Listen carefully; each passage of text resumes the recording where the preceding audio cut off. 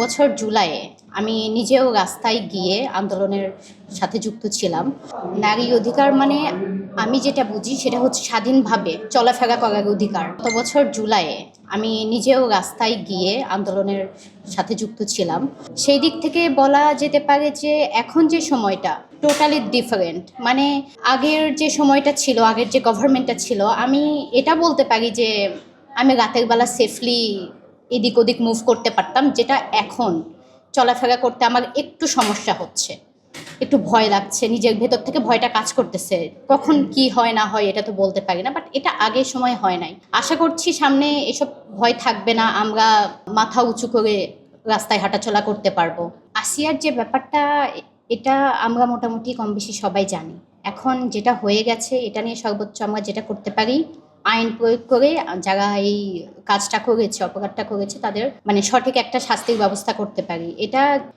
এটা যখন হচ্ছে না, পসিবল হচ্ছে না, তখন আমি আইনের দোষটাই দিব। কারণ আইন কেন তার নিজের কাজ ঠিক মতো করছে না, তাই না? যদি আইন নিজের কাজটা ঠিকভাবে করতো তাহলে তো এত দূর কিছু হতো না।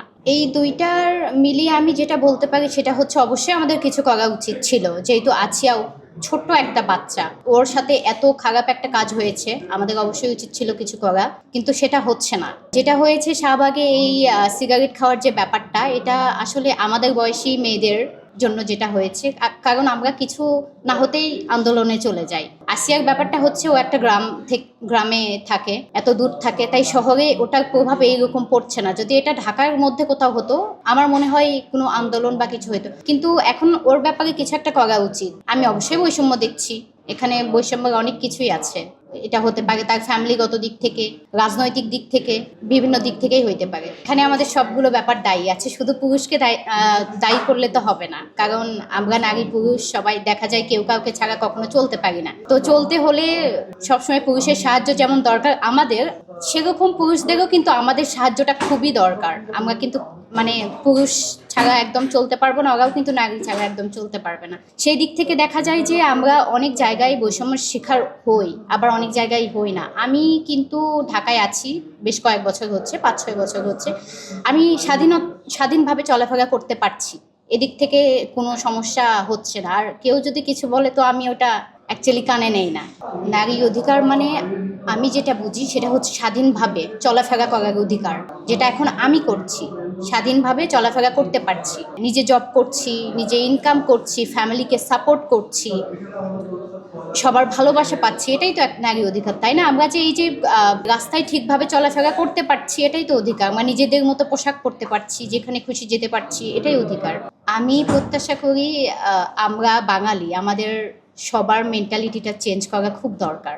সেটা যে কোনোভাবেই হোক, সবার মেন্টালিটি চেঞ্জ করা দরকার। এতে করে আমরাই পরবর্তীতে সামনের দিকে খুব ভালোভাবে এগোতে পারবো। যেমন বহির্বিশ্বের বিভিন্ন দেশ অনেক দূর পর্যন্ত এগিয়ে গেছে, সেই দিক থেকে আমরা কিন্তু অনেক পিছিয়ে।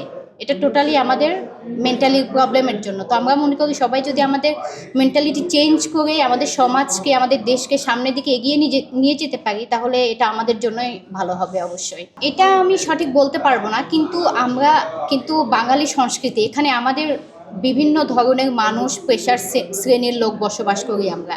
তো দেখা যায় সব কিছু মিলিয়ে আমরা অনেক সংস্কৃতি আর কি পালন করে থাকি, তাই না?